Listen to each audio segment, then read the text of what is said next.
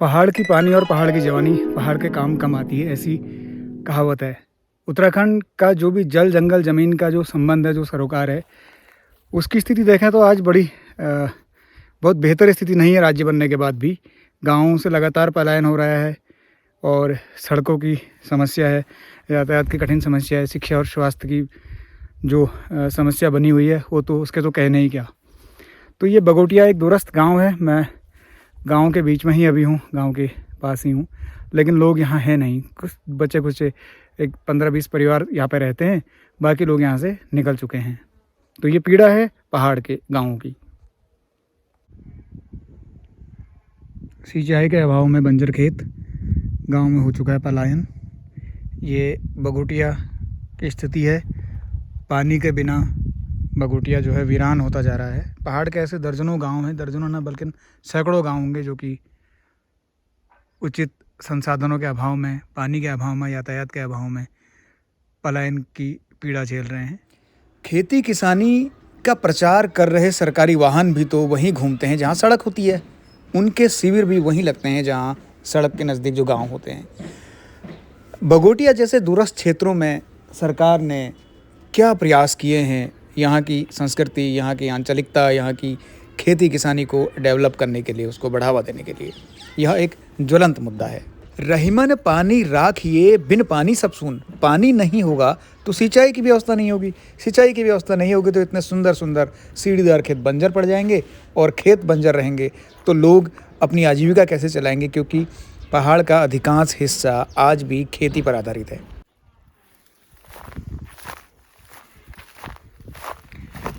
खूबसूरत लोकेशन है बगोटिया की, लेकिन सिंचाई के अभाव में, पानी के अभाव में आप देख सकते हैं ये सारी ज़मीन बंजर पड़ी है।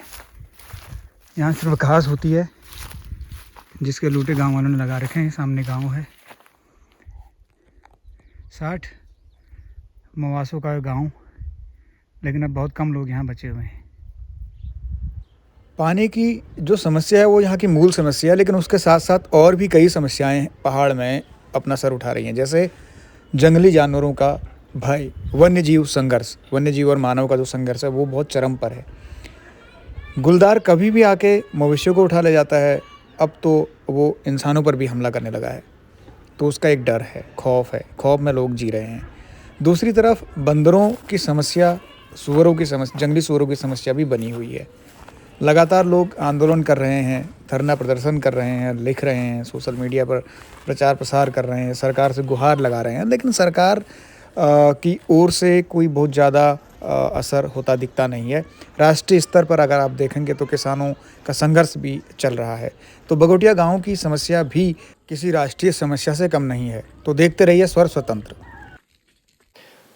मगर उत्तराखंड राज्य बनने के बावजूद भी वो जो पलायन था वो लगातार बढ़ता रहा और आज तक वो निरंतर जारी है। तो पिछले 24 वर्षों में उत्तराखंड राज्य में पलायन को लेकर के कोई साफ स्थिति अभी भी सरकार जनता के सामने नहीं रख पाई है। हालांकि पिछली बार एक पलायन आयोग का गठन भी सरकार के द्वारा किया गया था, जो शुरू भी हुआ था, मगर कुछ समय पश्चात जो अब देखने को नहीं मिलता कि पलायन आयोग की रिपोर्ट क्या है या किस तरह के क्या आंकड़े पलायन आयोग के पास हैं।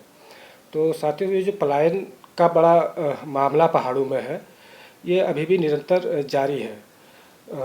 शायद अगर हम समय रहते पहाड़ के लोगों के लिए सोचना शुरू नहीं करेंगे तो ये और भी आगे जा कर के बड़ी समस्या पहाड़ के लिए बनने वाला है। एक तरफ हमारे जो पहाड़ की नदियां हैं, पहाड़ की खेती है, ये लगभग ख़त्म होने की कगार पर है, और हमारा जो पहाड़ का जीवन है, जो यहाँ की आजीविका है, मुख्य रूप से खेती यहाँ की एक आजीविका रही है। पशुपालन यहाँ का एक आजीविका का स्रोत रहा है। उसके साथ साथ जो जंगल हैं वह भी कहीं ना कहीं हमारी आजीविका से जुड़े हुए रहे थे। तो आज न तो नदियों का पानी हम रोक पा रहे हैं, जिससे खेती करने में बड़ी परेशानी स्थानीय लोगों को होती है, तो खेती नहीं हो पाती। अगर खेती कर भी लेते हैं तो तमाम तरह के जंगली जानवरों की जो समस्याएं हैं, चाहे बंदर हैं, सुअर है या आवारा गाय भैंस जो लोगों द्वारा छोड़े जाते हैं, वो एक यहाँ के लोगों के लिए बड़ी समस्या बन जाती है, जिससे लोग खेती को छोड़ने के लिए मजबूर हो रहे हैं। और जब वो लोग खेती छोड़ने के लिए मजबूर हो जाएंगे तो उनको कहीं ना कहीं रोज़गार की ज़रूरत उनके सामने होगी, और वही रोज़गार उनको पहाड़ छोड़ने के लिए मजबूर करता है, और उसके कारण व्यक्ति शहर की ओर पलायन करता है। और जब इस तरह से सारे के सारे पहाड़ के लोग पहाड़ से पलायन करना शुरू करेंगे और उनको पहाड़ पर रोज़गार नहीं मिलेगा, तो निश्चित तौर पर पहाड़ हमारे खाली हो जाएंगे, और इन पर आने वाले समय में जो बड़े बड़े अमीर लोग हैं, जो पूंजीपति लोग हैं, वो अपना कब्ज़ा इस क्षेत्र पर पहाड़ों पर कर लेंगे। तो मैं आप सभी से निवेदन कर रहा हूँ कि पहाड़ को बचाने के लिए अगर इन नदियों को, यहाँ की खेती को, यहाँ की जो रोज़गार परक योजनाएं हैं, उनको पारंपरिक ट्रेडिशनल रोज़गार हैं, उनको अगर नहीं बचाया गया, उनको अगर नहीं बढ़ाया गया, तो इस तरीके से पहाड़ से और ज़्यादा पलायन बढ़ेगा, यह निश्चित है। तो दोस्तों, उम्मीद करता हूँ ये वीडियो आपको पसंद आया होगा। अगर आपको ये वीडियो अच्छा लगे तो लाइक शेयर कीजिए, अपने मित्रों को भेजिए और इसी तरह अपना स्नेह आशीर्वाद बनाए रखिए। दीजिए विपिन जोशी को इजाज़त।